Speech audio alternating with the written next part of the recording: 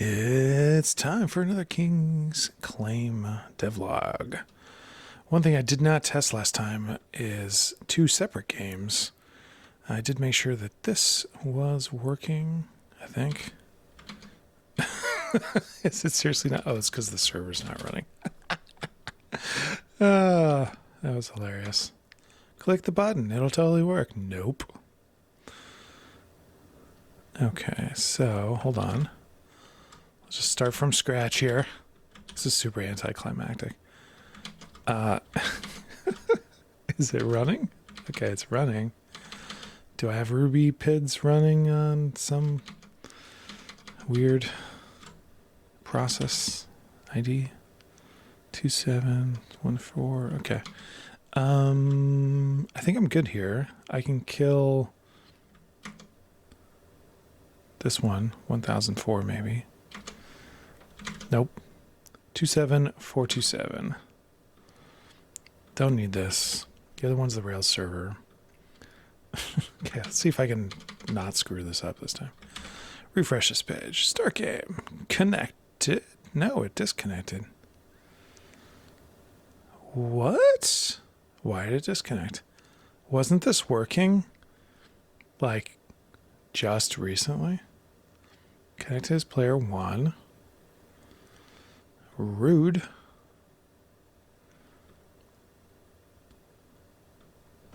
Huh. Oh, I wonder if there's some local caching thing that's causing it to try to connect to the wrong thing.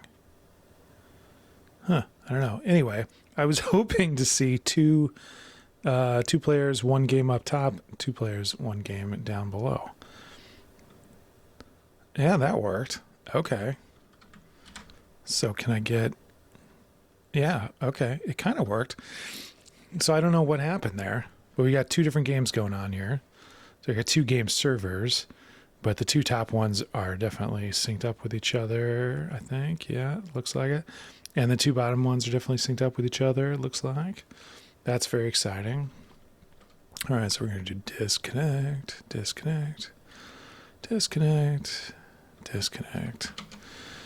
And then we're going to just go ahead and say, please close these. Cool. I'll have to restart the server. All right. There's a couple things I want to do. First is that when a new Rails server starts, when you start it over, like I just did, I think what happens is that it resets the starting port number back to 10,001. Let's just refresh all these pages. And I gotta sneeze. Whew. Okay. So if I try to do this, is it gonna do 10,001? Oh, no, it goes up to 10,007. Oh, that's interesting. Okay. Okay, cool, cool, cool. Hey, it worked that time. I wonder what was different.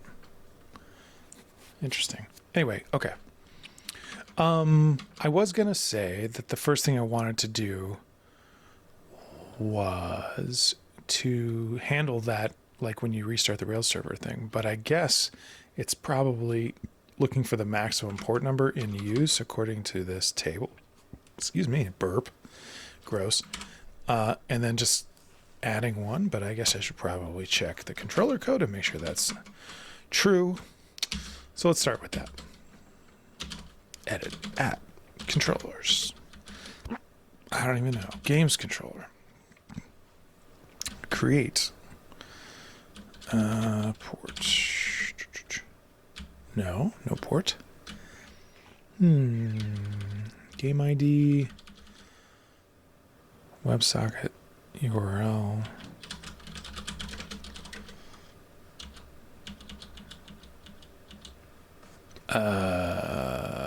Find or, oh, here it is. App model server. Okay.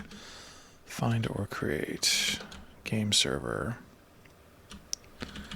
port. This is where the port gets set, I think. Next available port. Server.maximum. Yeah. Okay.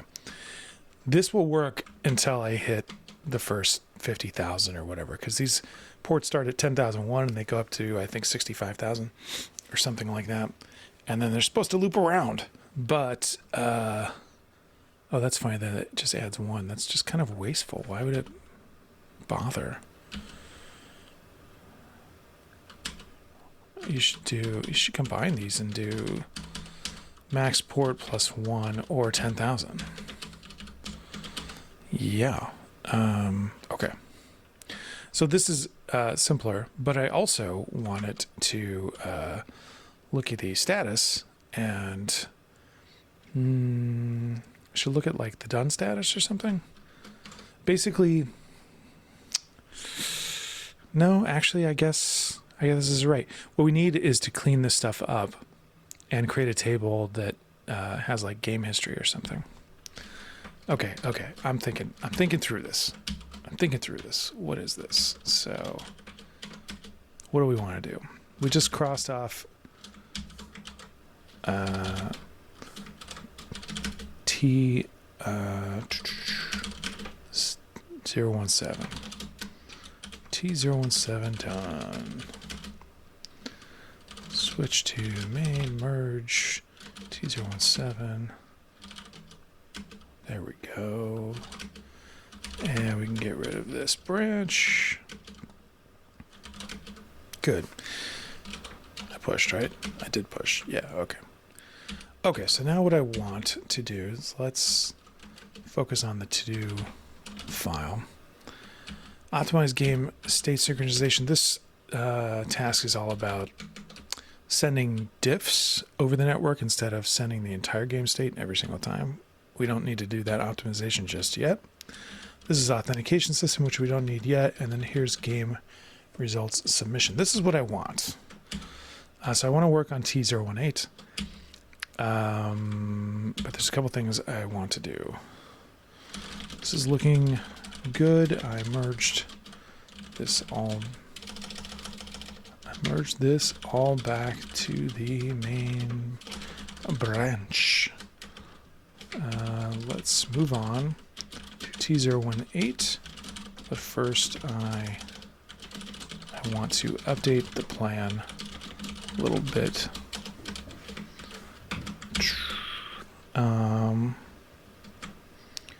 We want to keep this first thing. Create Rails API endpoint. Rails API endpoint to receive.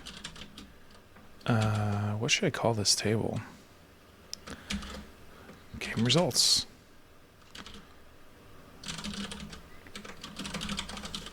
That's fine.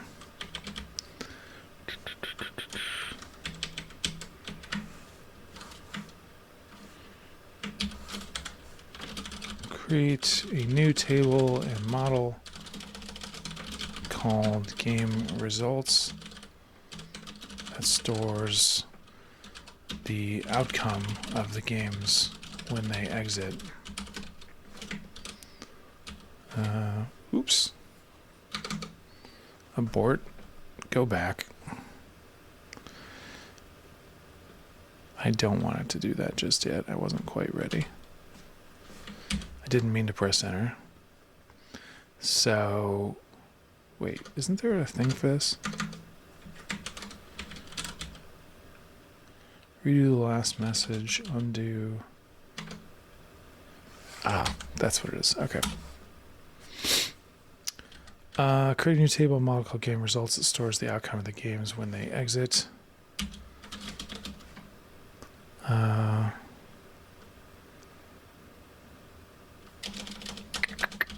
Which should include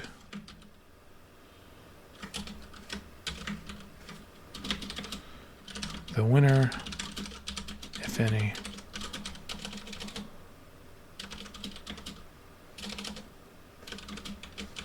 player 1, player 2, draw, or the other state is like if the game ends prematurely. What would that be called? Draw or early close?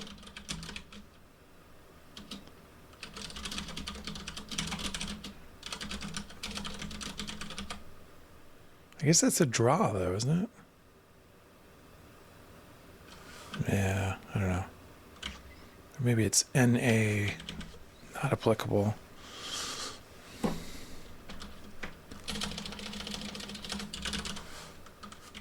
I do want the difference between player 1, player 2, and a draw. Like, if people were basically at a stalemate and somebody in that game just goes on for a really long time, you want it to be able to,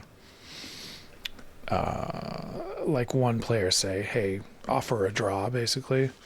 And if the other player accepts, then they just call it a draw. None would be the case when the server exits early for some reason. Okay. Update the server backend so that games only run for 200 ticks, and if there's no winner, they close early, sending a none state to the game outcome.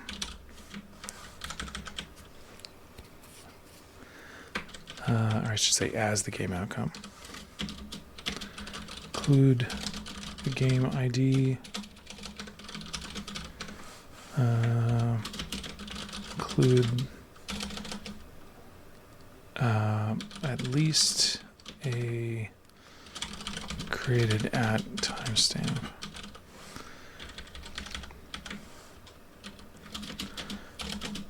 Primary keys, this, or a key on this table should be an int 8 PostgreSQL. Hopefully we're going to have billions and billions of games, but we'll see. Yeah, I think that's right. This is really just to speed up testing and debugging. I will eventually remove this. All right, right up. Update the plan for fro T018 for my review. That's much better than what I had before. Okay. So. That's going to update our plan down here. So we'll read that whenever it's done. This Cloud Opus model does seem to be very capable, but it does also seem slower than Gemini, I think. I don't know. Kind of torn. I was using Gemini, like the Gemini API directly, so I was paying only for my usage previously. Not like a monthly subscription kind of thing. And that's the same way I'm using it here. I'm using OpenCode Claude, which does bill your credit card like a fixed amount, but it's based on usage. So like, it's basically using the API as well, but it pre-bills for $20 at a time. And then every $20, it charges my credit card again.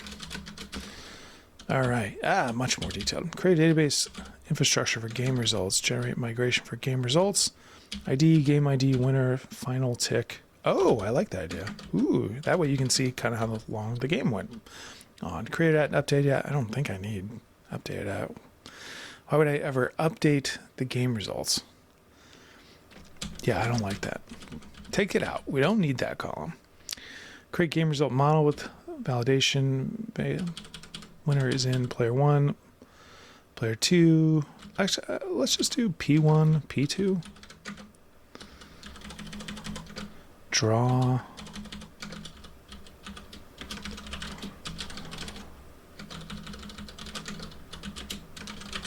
No winner. Validate presence of game ID. Add associate. I'm a big fan of abbreviations that are like domain specific to what you're working on. I don't know. I know that a lot of people are like, no abbreviations, and I'm like, no, they're great actually. They're pretty useful. Add association of server model belongs to server. Oh, no. We don't need that. No need for an association to the server model because servers records in the database are ephemeral. Create Rails API endpoint for receiving game results. Yep. Accept JSON, game ID, winner, final tick. Return success error status. Skip CSR protection for API endpoint. Yeah, that's right. It's nice that it knows that, actually. It's an implementation detail that's specific to Rails. Update game server to track and submit results. Add tick counter to game loop. Currently runs at 10 frames per second. Add tick counter. Well, it already has a tick counter. Well, maybe. I mean, it has the broadcast message ID, but I guess it's not the same thing as the tick counter. So yeah, that's fine. End game after 200 ticks, 20 seconds for testing and debugging. Detect end game end conditions. One player has no workers left. Other player wins. 200 ticks, elapse, winner, none. Okay.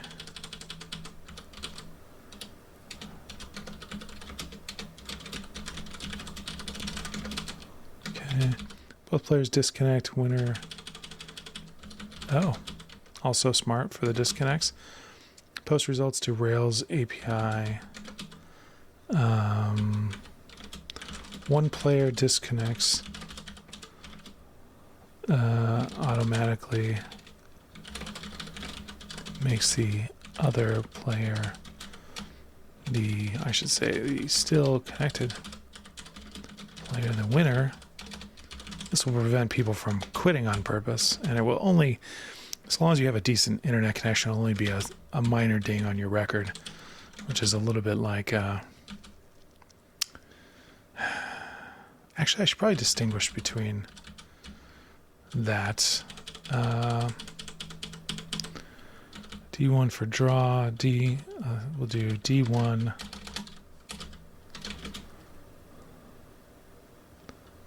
for player 1 wins by default when player 2 disconnects. So that way we'll distinguish between a win through conquering versus a win by default. D2 for player 2 wins by default when player 1 disconnects. 1 disconnects. N for no winner, such as when the server closes early, perhaps due to a crash or other condition.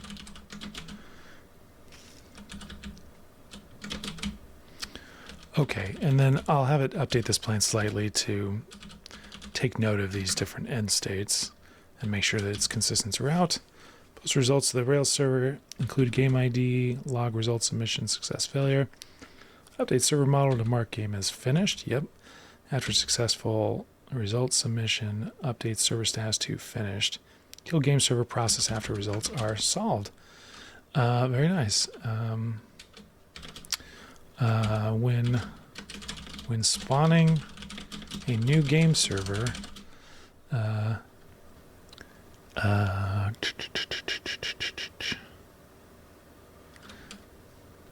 and calculating the next, what's that method called? Next available port, I think. App controllers, games controller. Nope, it's in app models server. Next available port, yeah. Calculating the server next available port.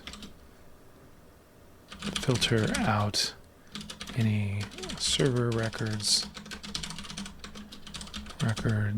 with status finished, since those ports can be reused. Okay. looking good. I made some changes. Some tweaks to the plan, specifically around how a game can end.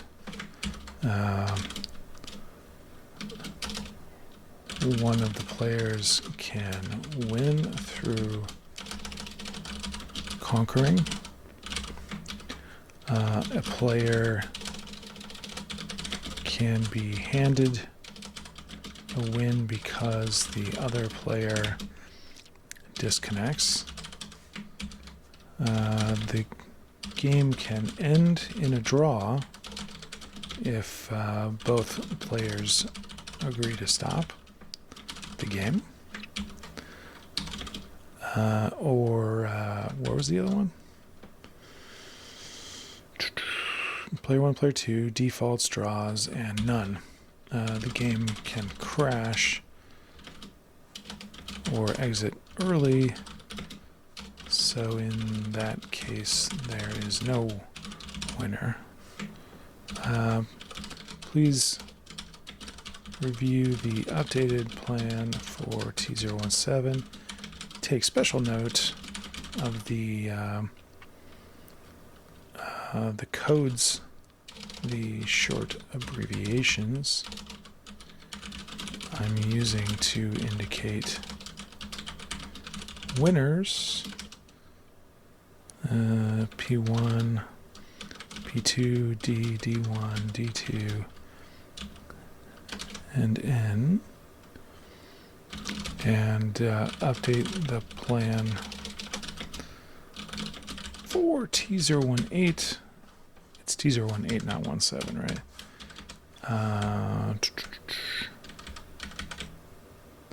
Plan for T018. If I left anything else out. Alright. Just want to stage that change so that if it does something really wacky with the plan that I can still go back. Like an undo, kind of. I see your updated plan with the winner. Blah, blah, blah. I should see if there's a new version of OpenCode, because it will print the model response and then blank it out, and then you can't scroll back easily. And I wonder if there's an update to OpenCode. Let me go check that while this is running. Go to the opencode.ai. Yeah, there's a 1.0.71, and I'm on 1.0.39. So there is a slightly different version. I wonder if they fix little bugs like that. This is great. Simplified your winner codes. You simplified my winner codes, or... Yeah. Validate winner is in. Yep. Okay. Spawning game server calculating. Yep. Okay. No association you with server, ephemeral records, reuse ports from finished servers. Default win on opponent disconnect, 200 tick testing limit. Awesome. Do it.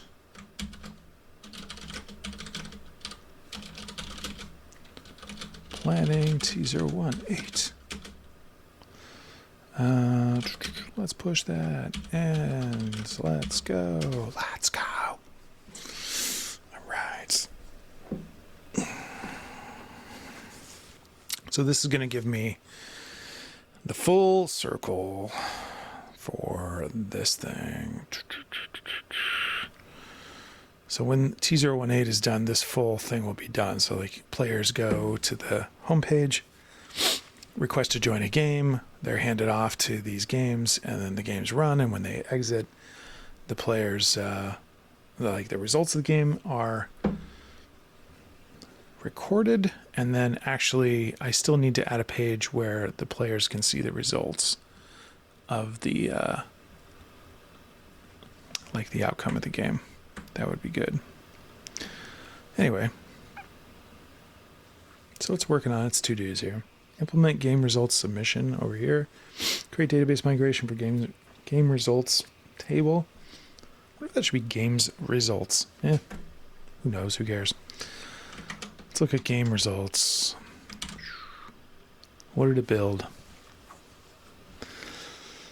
Game ID, winner, final tick are all nullable. That's wrong. All of those variables, all of those values should be available. Okay. Hold up. I noticed that game ID, winner, and final tick. Game ID, winner, and final tick columns are all nullable in the database.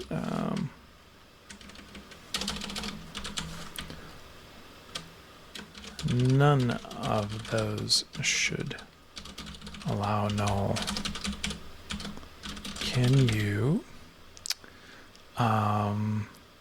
update the migration to reflect this, then rerun it, then continue with your work on T018. Sometimes you got to intervene. That's why it's important not to just let the AI do stuff completely on its own.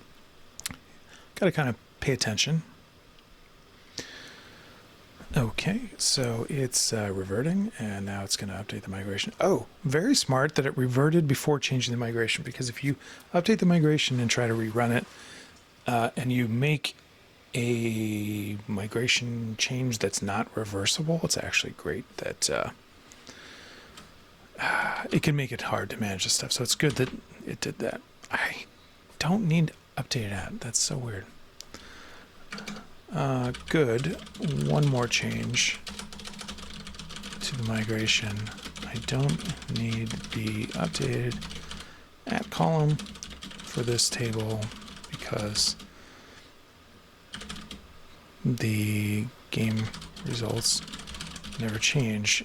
Can you remove that column from the migration, i.e. only add created that, and rerun the migration.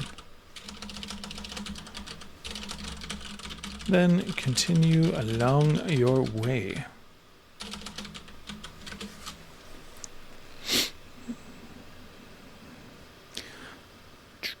You're right, game results are immutable and don't need updated at. Yeah, that's immutable. That's the word I was trying to think of. So it's reverting again. It's going to update the migration again. And then it's going to run it one more time. Hopefully this is the last time.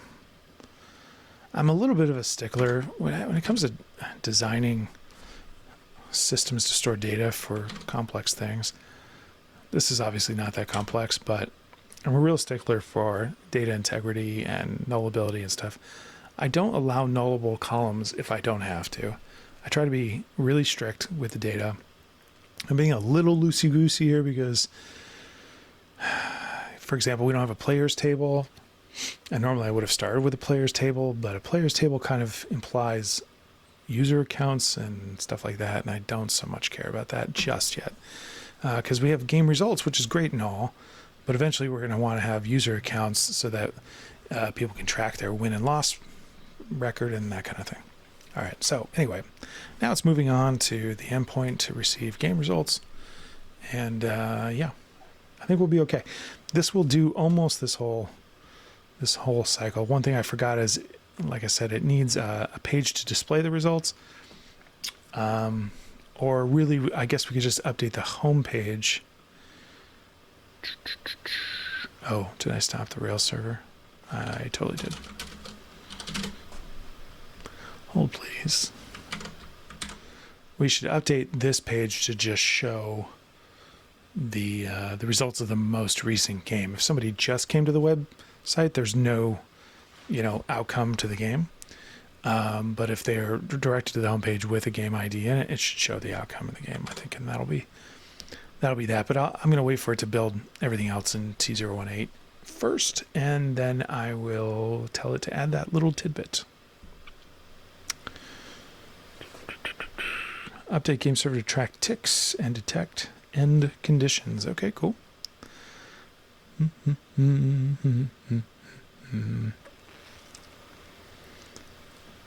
need to pass a game ID during creation.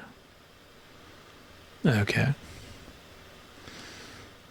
It's noticing what it thinks is some weirdness in the previous logic, which is fine.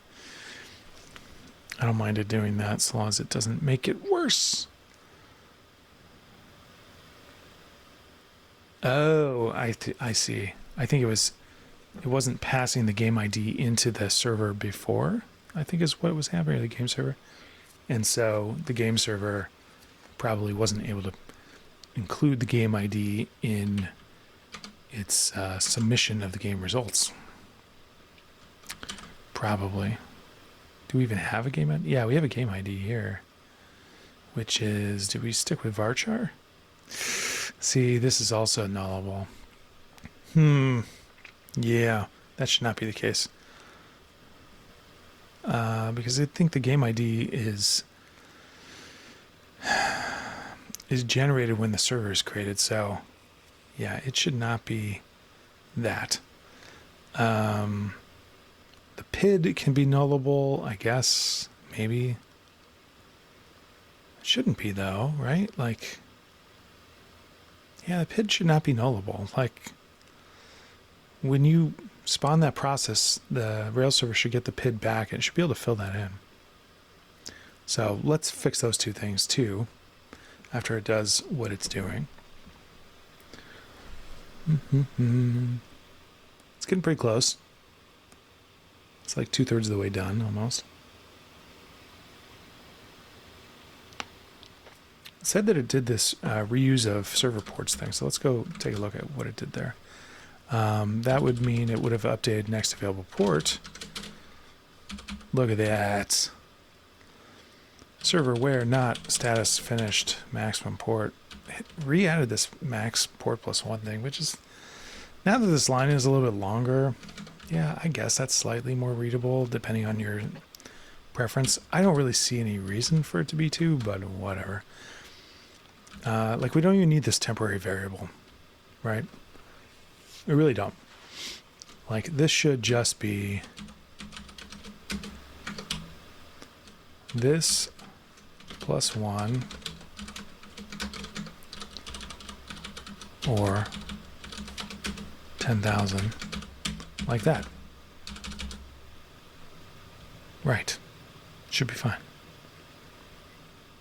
Although this doesn't even wrap around for the handling, like the 60, whatever it's called, the max port, right? So there's really kind of two issues I have with this. One is the style is just a little weird. It's a little extra verbose. It's not a big deal, but it's just blah, blah, blah, you know? And the second thing is that this logic doesn't handle wrapping around. So we get to 65, 535. I guess that might not be an issue if you don't have 50,000 servers running simultaneously. So maybe it's okay. Okay, so I think it's like, pretty much done. Next available port. All right, I'm gonna have it fix this before it fixes the non-null stuff first. Just want to make sure that it's committing everything. It is, yeah. Okay. I love that it tells me how to test it manually. That's really cool. Okay, well, let's test it according to what it has. Start game. 10,009. Start game. All right, cool. So this is going to run for 200 ticks. And yeah. Which is going to be approximately message ID 200, give or take. Because I don't think this is in lockstep with the tick number. So this might be a little bit different. But there it is. 200 ticks. Bam. See, message ID is actually 203. Okay, so now we should be able to go to game results, and there should be something here. Bingo. Game ID. Winner. None. Final tick 200. Nice. Very, very nice. I like that. All right. All right. Looking great. A couple of small, actually one small change. Small change and a follow up item. I noticed that server.next available port doesn't wrap around. Oh wait, it doesn't have to worry about wraparound, does it? Because it doesn't at all, because the logic is to just find next available port where stats is not finished, which means if I start another new game, 10,009, is it going to start on 10,009 again?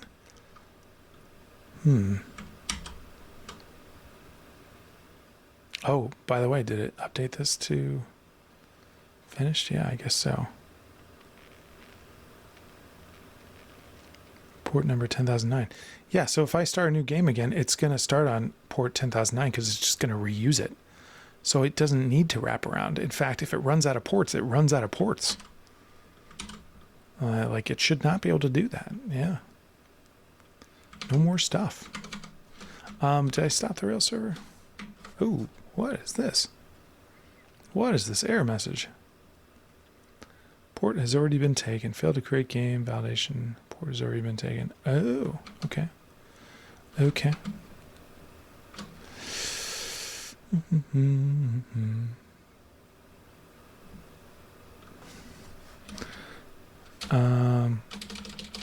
Has a bug where it's possible that it fails a validation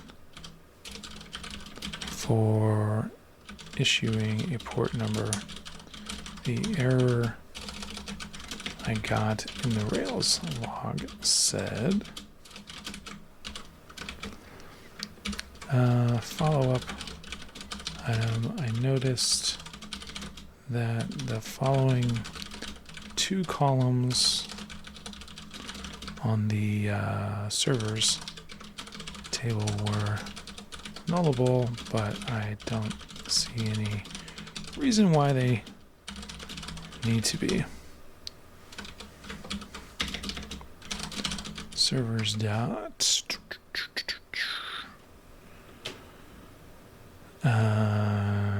let's see, PID and game ID.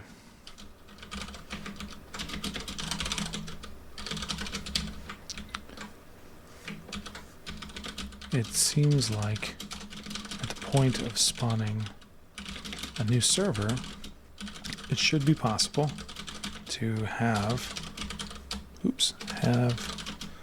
both, not spawning a server, point of inserting a new server's record should be possible to have both of those values in hand. Wouldn't you agree? All right. See if it does it. What the hell just happened? Did it just not send that at all? I don't understand what's happening.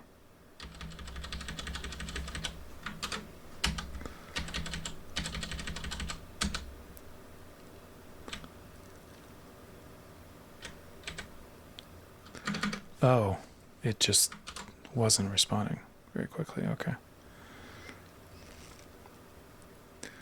It just, wow. Yeah, I should probably update OpenCode to see if that was just a bug. Anyway, okay. How to test. Okay, I'm trying to get to the stuff. You're absolutely right in both accounts.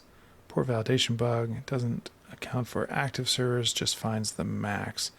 If server at that port is still active, not finished, we'll get a uniqueness validation error. Well, I mean, I think it...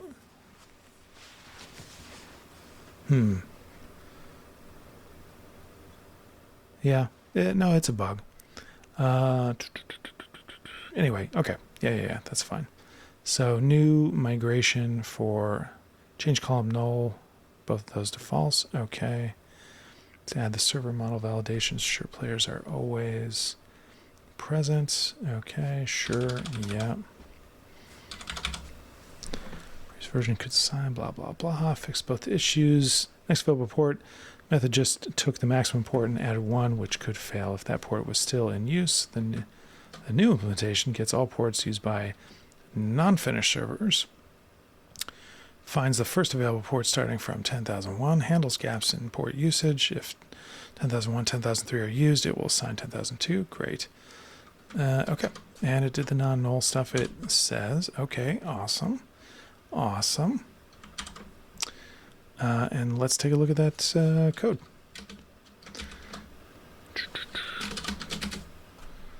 Use ports. Server where not status finished. Pluck port sort. Okay, sure. Okay. I guess. Find the first available port starting from 10,001. Use ports each. Break if port is less than use port. Why do it that way, though? Huh. Okay. Cool. This is progress. However, I was reading the code for server dot next available port. And it seems like we're doing a mix of a SQL query, actually an active record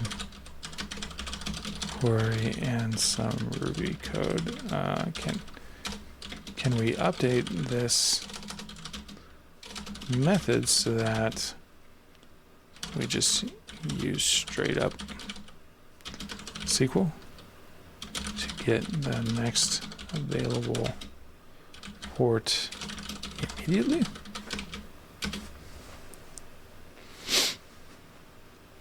Okay. It just seems like a little, it's hopping around. Like, why does it need to... I mean, first of all, why not just get the first available port and just take the first one off the top? Why sort it?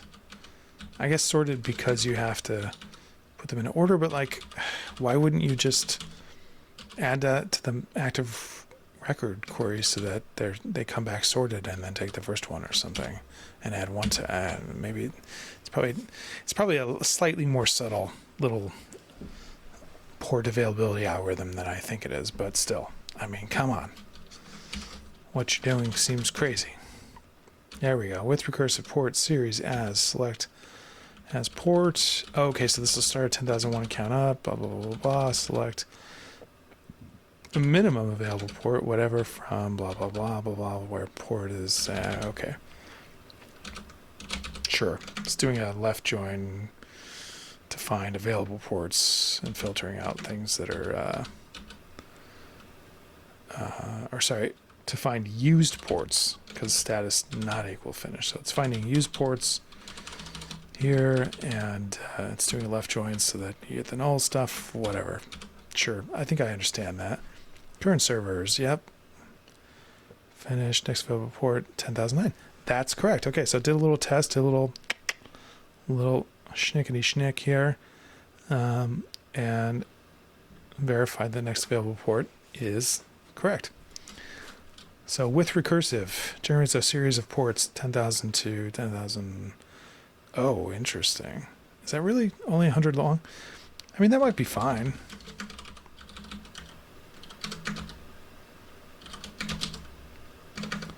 Nope. Hold on. I mean, 100 servers is a lot. It's not that much, though, because I actually have some hardware sitting around that I might be able to use for this, and I feel like we could probably spawn more than 100 games. Like 1,000 games simultaneous is maybe beyond the scope. Screw it. Wait, why am I even caring about that?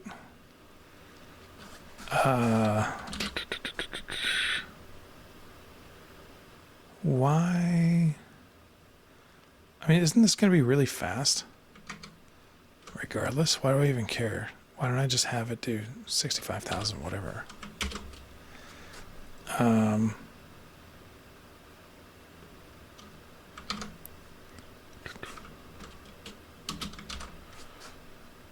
So if I just do 65, bam, it's still going to return in 32 milliseconds. Okay, that's actually, I mean, I wouldn't call that really slow, but it ain't quick. Whereas if I do 11,000, 1 millisecond. See how much faster that is? Less than a millisecond. So let's do to 12,000 because then it'll still be around a millisecond to get this answer. But we'll have 2,000 available things. Or if we want to be fancy and do a power of 2, we can do like, 2048 or something. But nah, that's fine. Let's do 12,000. Great. I updated the range of ports to go from 10,000, 1 to 12,000, just to give us some scaling room. But otherwise, I think that was it, right?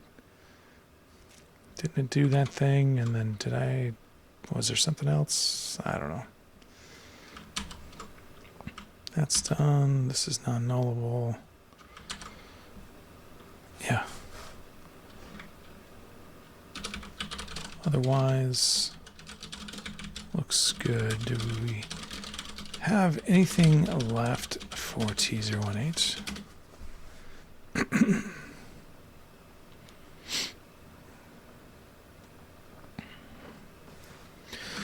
I don't know.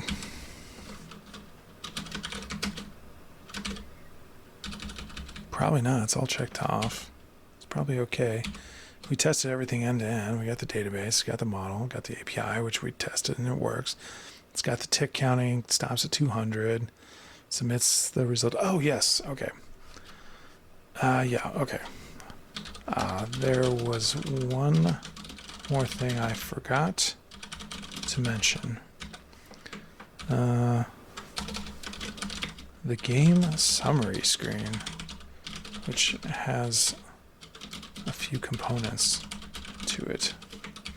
When the game ends, either from a win, draw, or well, if it just ends, the players should have the result broadcast to them.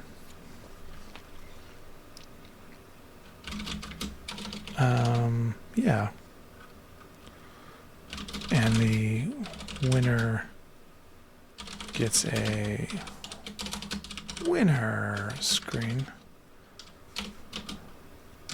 Div, while the loser gets a you lost div.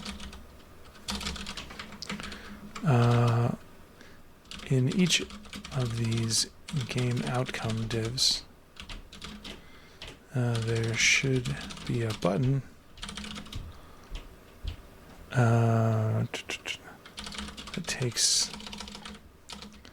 that redirects the player back to the home page so they can start a new game again. Work on that.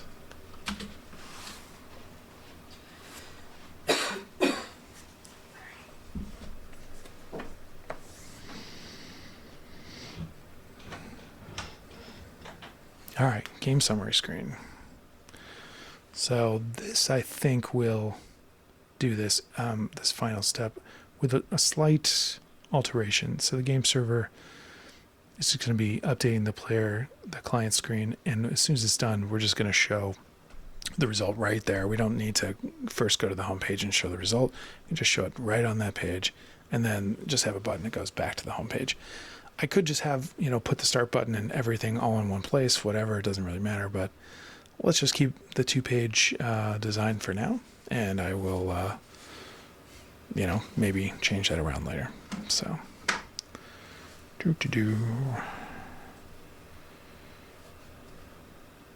Oh, one of my friends just texted me that I haven't talked to in a while, and I was literally just thinking about texting him.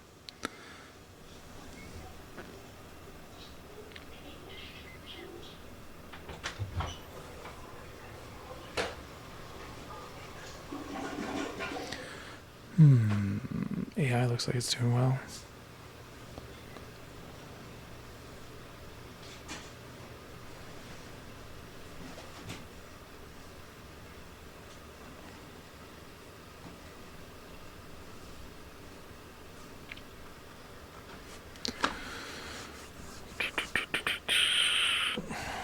Game handler, server shutdown. We shouldn't need the game server to keep running after the game is over. We just need to broadcast the result to the player. Oh, I totally forgot about the draw and disconnect. I didn't say anything to the AI about what it should display in the game results div when that happens, but let's see if it is smart enough to figure that out. It might be. Pauses game renderer when summary appears, handles all winner codes. Okay, so that should be good. Neutral. Okay. Yeah, I suppose that's fine. Play again button takes players back to homepage to start a new game. Yeah, that's fine. Okay, cool. So let's restart the Rails server. Let's refresh all these pages. Let's go back to the home page. And let's start 2 independent games. Start a game. Nope. Did I, what? What happened? Oh. Oh, pig can't be blank. Okay. This sounds really good. I saw another error in the Rails log. Can you check this out? Question mark. Error. So when it made the PID non-nullable, it didn't go back and update the code to make sure that that was always present. So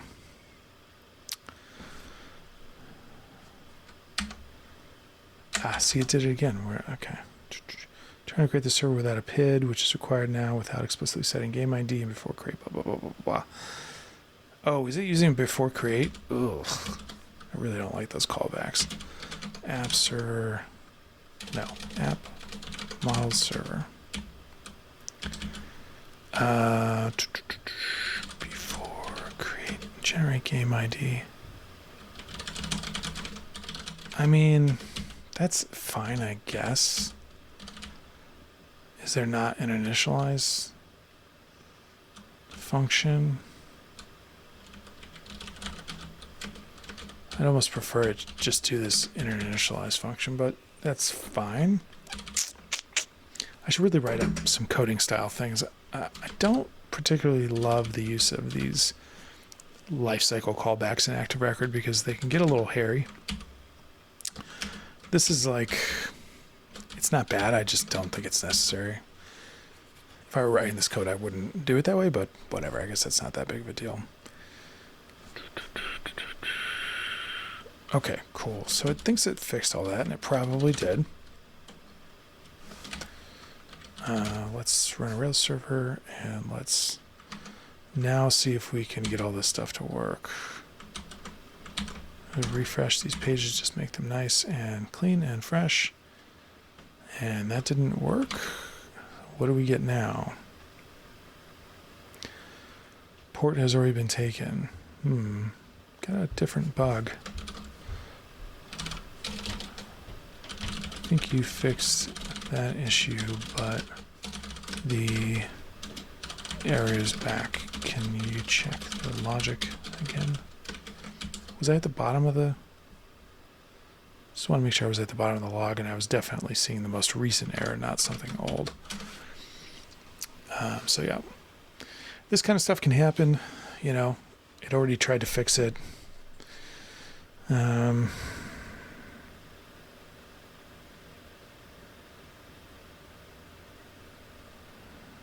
Oh, it's called outside the transaction lock. That's a really clever insight, yeah. Multiple concurrent requests can get the same port number. I don't think that's what caused it, because I was only clicking it once, but still. Noticing that it was happening outside the transaction lock is probably the right way to handle that. Maybe. I don't know. It's fine. This transaction should run really fast, so I think it would be okay for it to,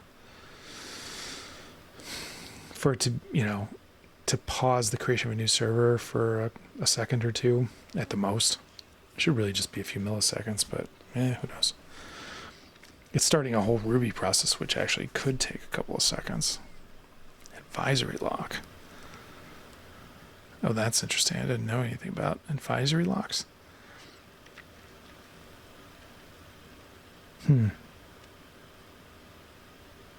Okay, port randomization, that's fine too. Pre-check, check support is free before trying to create a record. Specific handling for port conflicts. Okay, that's a real fancy way to do that.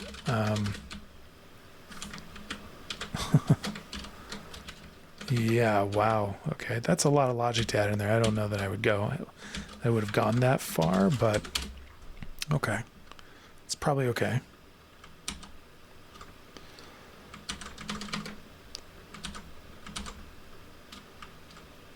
Start a game. Don't crash this time. Game over, game ended. Oh, it's connected. Oh, see, it does the div. Okay, yeah. Bound take 0. It shouldn't actually show the game over thing right away. That doesn't make any sense.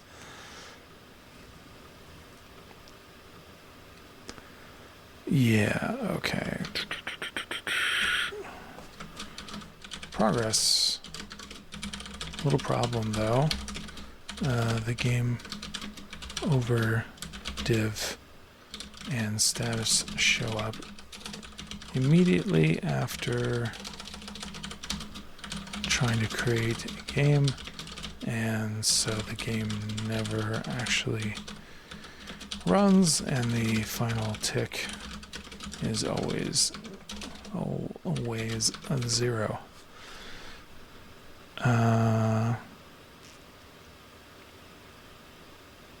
Oh wait, is that right? Maybe it's not. Maybe this can investigate.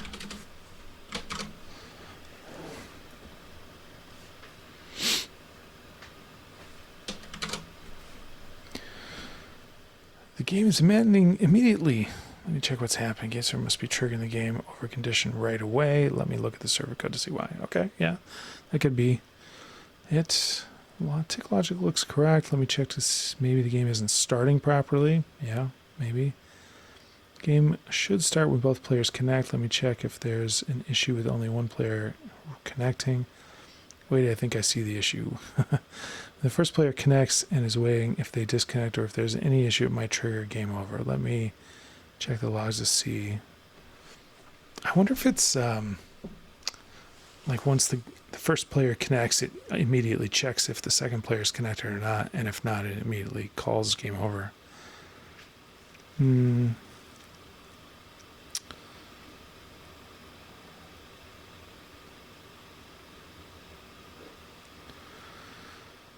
The game loop timer starts immediately when the server starts, even before any players connect. This means tick game is being called and incrementing tick count, even while waiting for players. By the time both players connect, the tick count may already be at 200. Okay, that is a really bizarre implementation that you would have done it that way anyway, but whatever. It's going to add some more logging, which is brilliant. Always log when you're unsure so that you know what the heck is happening.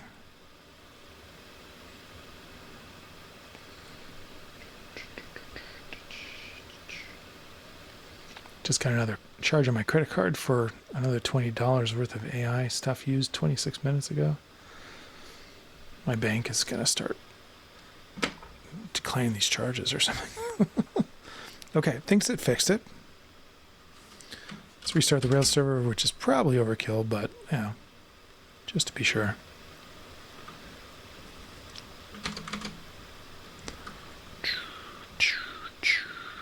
All right, start. Game over. Nope.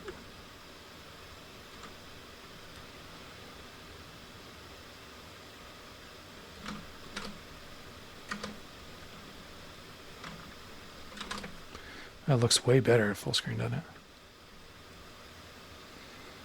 Okay, so let me see if I can move this screenshot to a place where we can see it.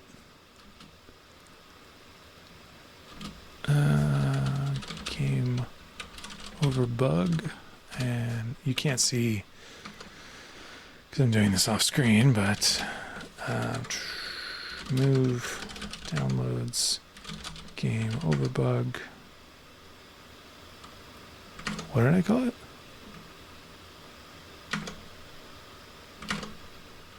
Oh, it's in the screenshots folder. Okay.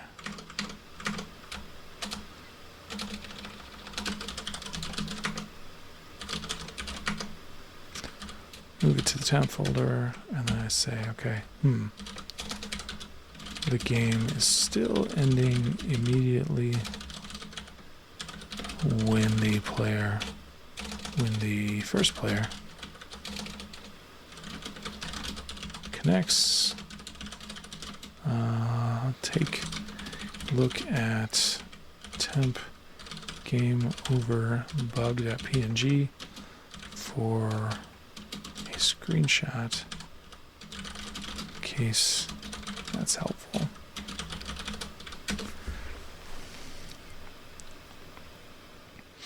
I don't know if it'll actually do that. Reading file. No. See if it works.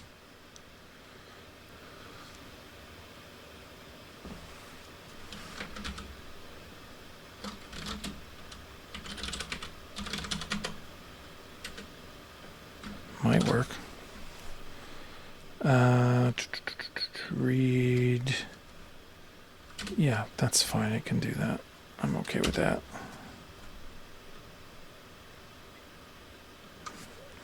Did it accept it? Press enter. Okay.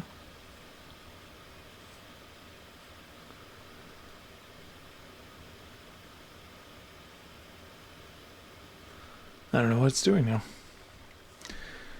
Somewhere, let me check the server's log to see what's triggering, but first let me check all the places where endgame is called.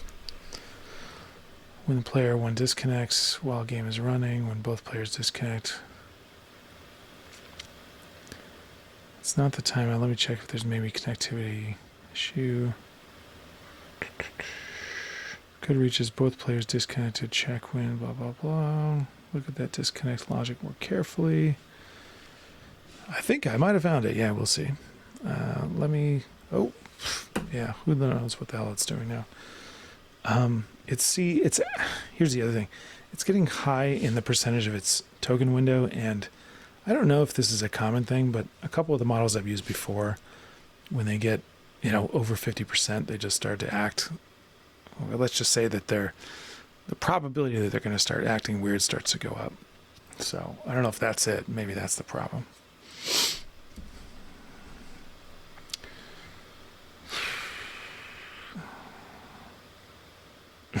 Wait, I think I found it. Yeah, okay. You said that 4 times now.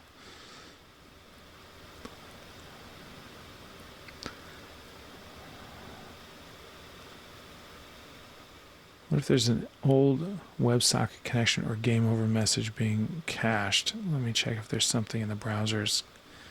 I mean, I doubt it because this is literally the first time I'm trying to use the game over screen, right? Oh, now I think I see the real problem. Starts periodic timer immediately. Sure, we never send game over unless the game has actually been started. Well, it's making changes. Okay. I mean, to be fair, we're, a dozen hours into this game development, so I think this is the first time it's just like guessed and guessed again and guessed again. So maybe it's okay. Maybe it'll be all right this time. Who knows?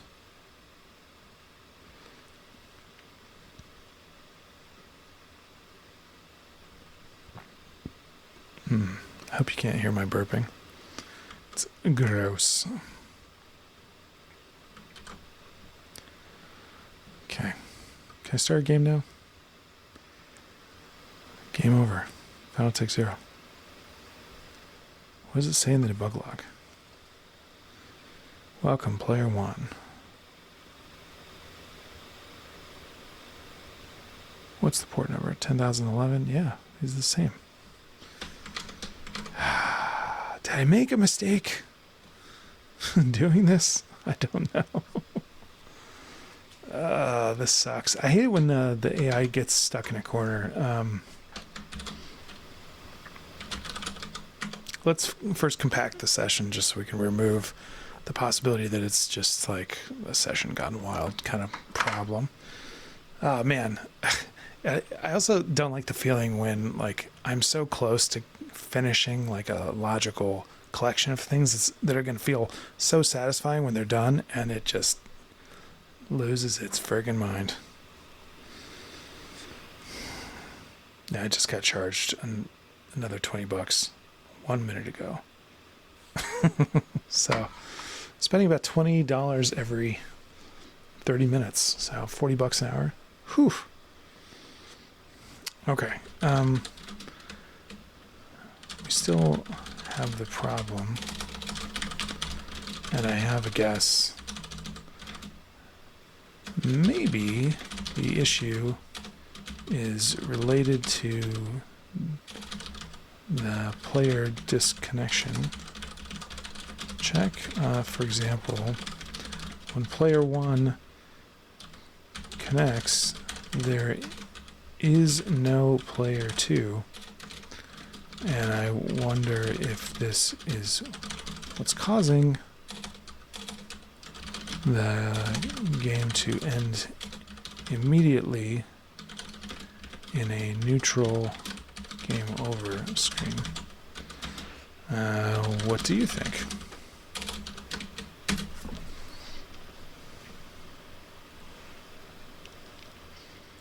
Excellent insight. Yeah. I'm so smart. Blah, blah, blah. Disconnection check could be treating a whatever as a whatever. As a okay, I don't know.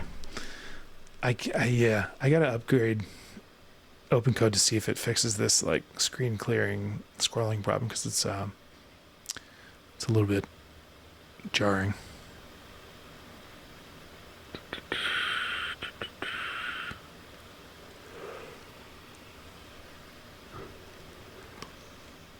It's not the disconnect check, it says. Okay.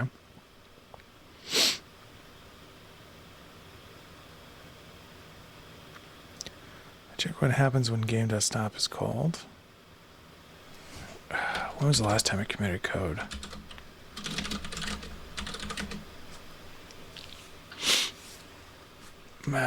Pretty recently. Okay, so yeah, because these last two commits are both attempts to fix the bug. So at least it's committing as it goes, so I can always go back if I need to.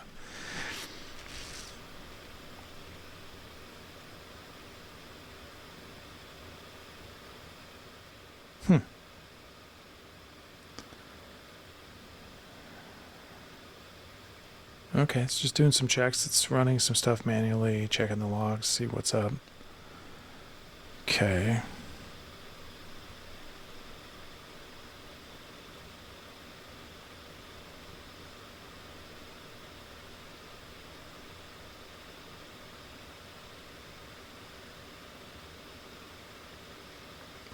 Let me kill any existing Rails servers and start fresh. It's going to kill my existing actual Rails server because that'd be kind of funny. It totally did. Interesting. Could have just started on another port, you know.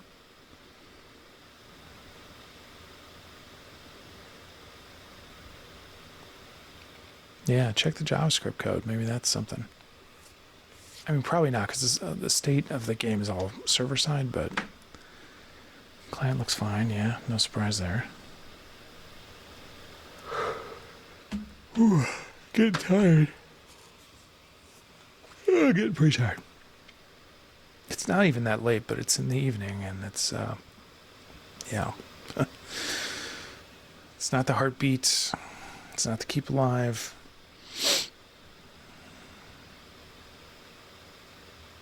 We compacted the session, so we should be removing this sort of like can't keep track of what the problem is problem, maybe.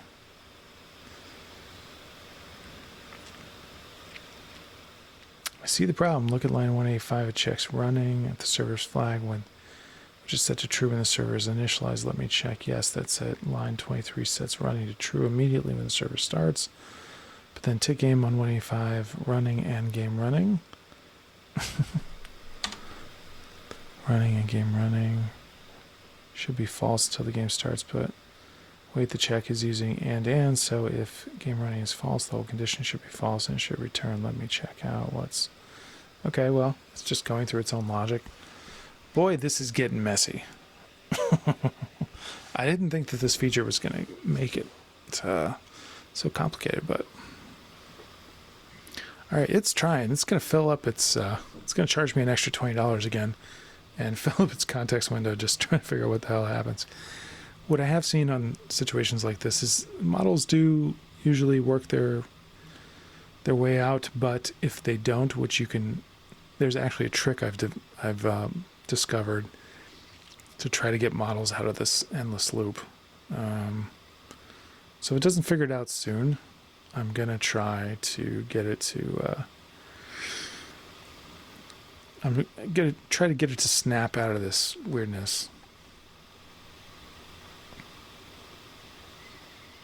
Right now we're just kind of in a holding pattern until I either decide it's been trying long enough or it actually happens to figure it out.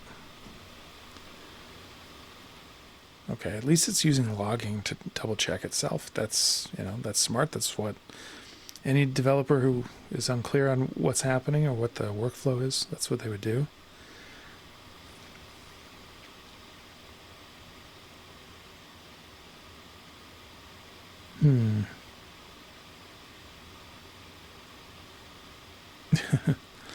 I just realized that the thing you told me earlier.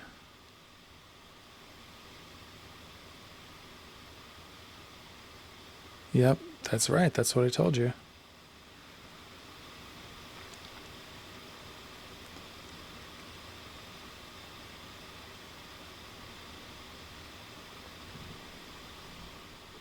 It's always, these LLMs are very sort of trained to sound positive, and they're always like, aha, now I see what the problem is after the 23rd thing that it tried to change.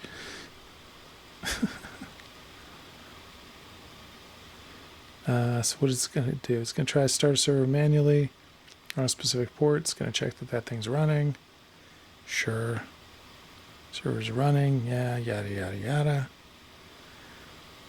Let me create a better test. So modify the server to add even more detailed logging. Jesus. At the end of this, there's going to be so many log statements. It's going to be insane. Insane!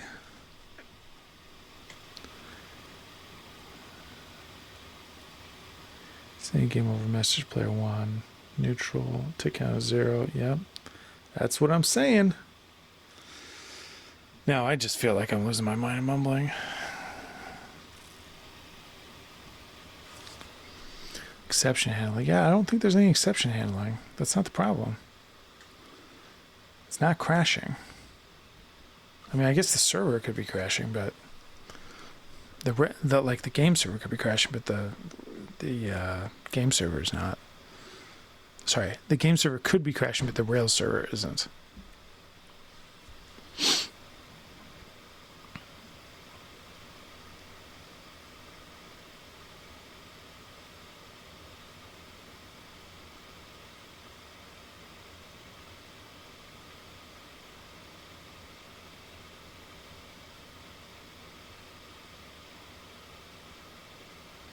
Okay.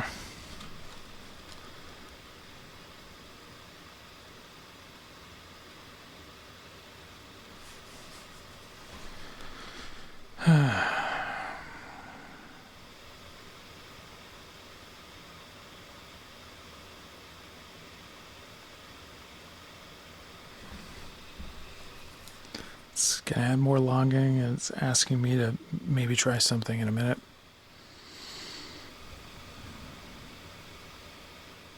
Let me commit these debugging changes. Yeah, okay.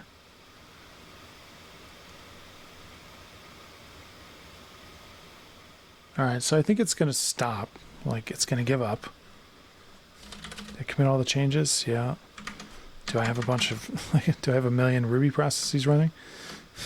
Let's kill all this stuff.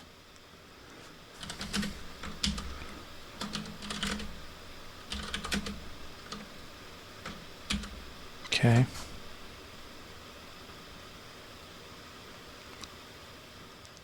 Oh.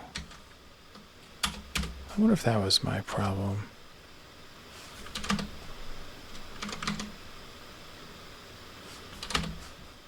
What if I had a query parameter in the URL somewhere and forgot about it or didn't realize? Let me clear the Rails log, do start game.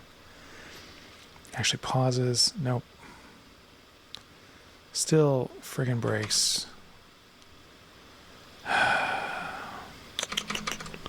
Port 10,027, which is 10,027. Why is 10,027 not even? Oh, it is here. Okay. 62,371.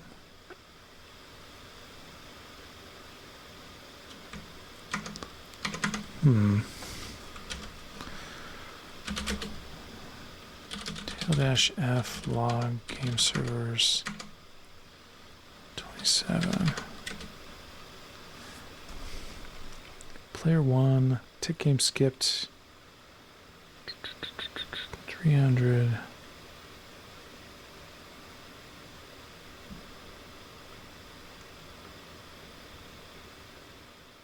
Oh, weird. Interesting. Okay, so, okay. Interesting. So it may just be the client that's messed up?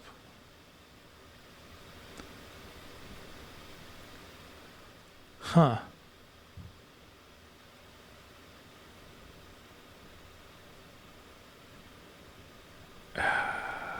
Okay. Because it's showing the game over screen, but it's clearly only starting the game after I connect. So, should give much more detailed log. Okay. So what I wanted to do is actually maybe read this log.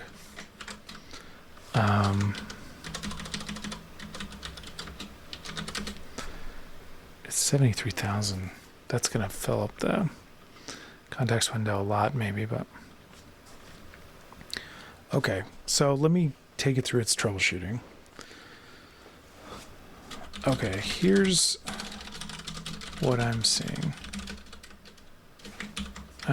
When I start the game as player 1, I see the game over div immediately, but you're right, the game server is still actually waiting for player 2. Then when player 2 connects, player 2 also sees game over. However, the client side is receiving game updates, and the server log is clearly running the game. So the backend is fine. It's correctly waiting for players, and it's only starting the game when both players connect. So maybe the problem, or the reason why I see game over right away, is maybe because the game result div is always visible, but always visible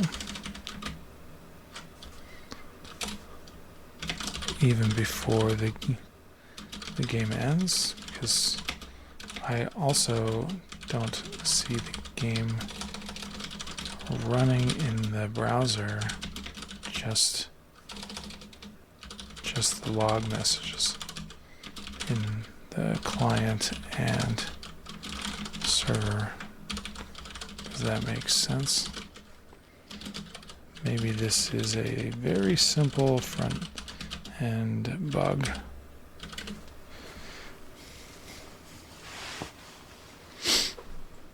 I wish I'd tested that a little more carefully. Game over div is showing when it shouldn't be in the game. Canvas might not be rendering correctly. Let me check the front end code. Okay.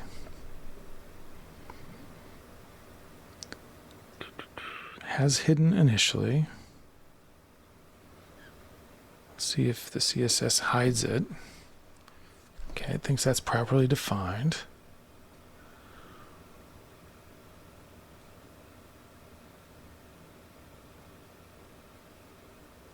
Oh, it thinks it's a flex layout problem. That's interesting. Oh, it's going to use a bang important rule in the CSS? Lame. Really? That's what you're going to do? That is so lame. Fix your CSS. Don't use important rules. Jeez, come on. Wow. That's hilarious.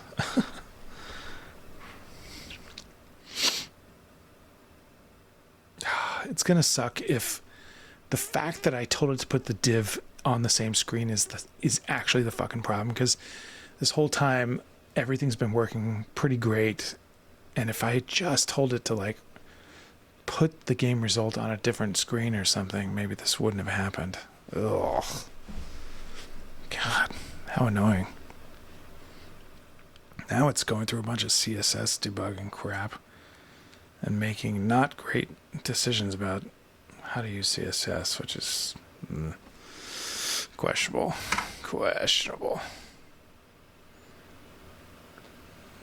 Okay, now it's going to remove a bunch of debug logging.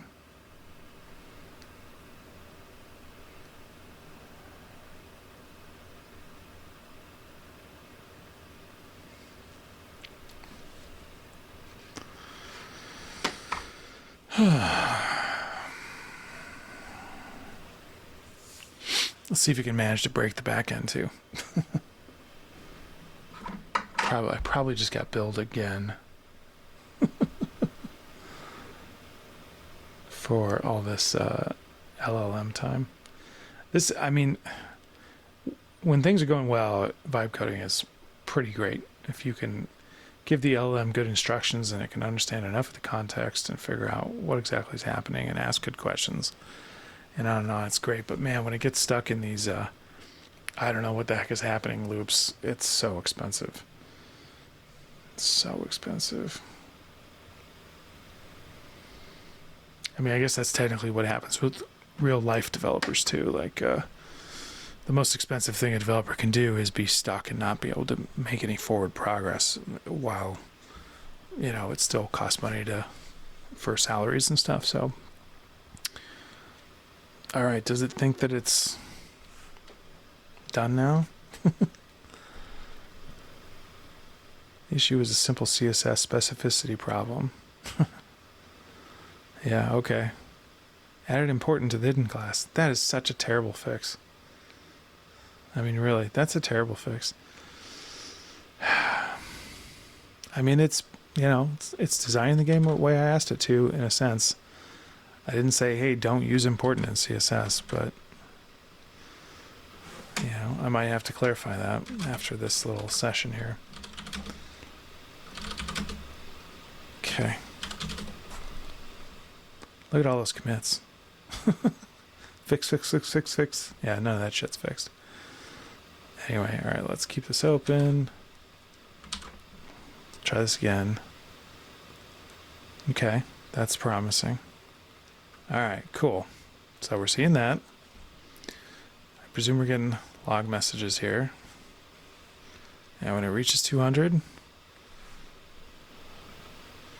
yeah, we should see a game over. Let's see if that works.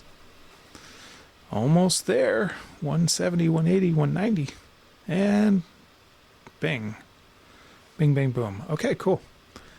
Did it do the same thing on the other screen is the question. It did. Game over.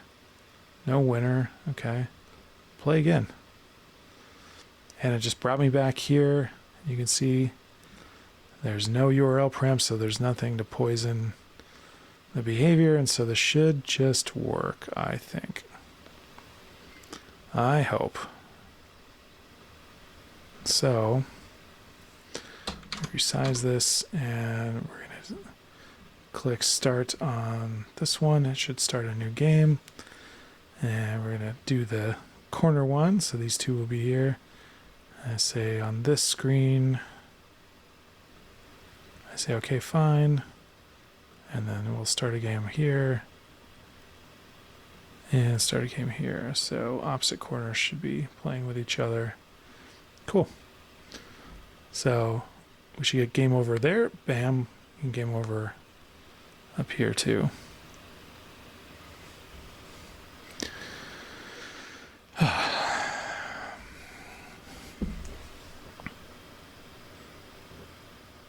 Awesome. Okay.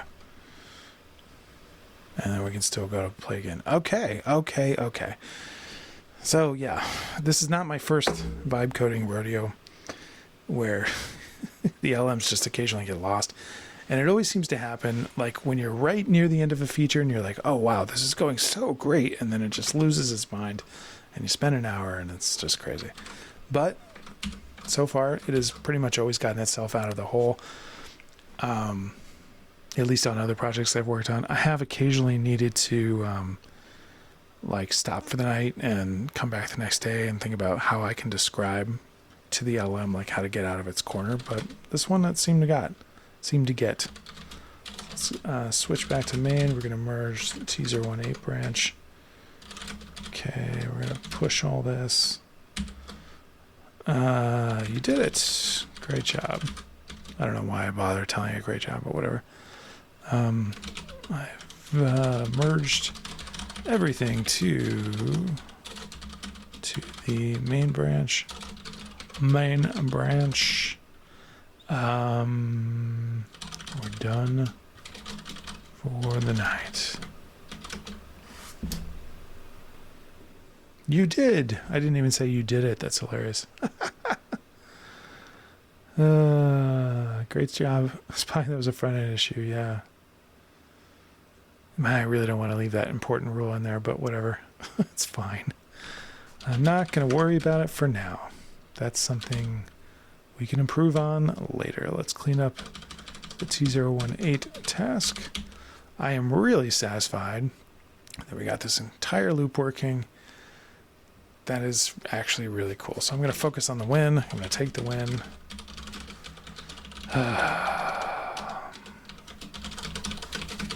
Push my code so I know everything's backed up. And that's the end of this devlog. So I will see you next time.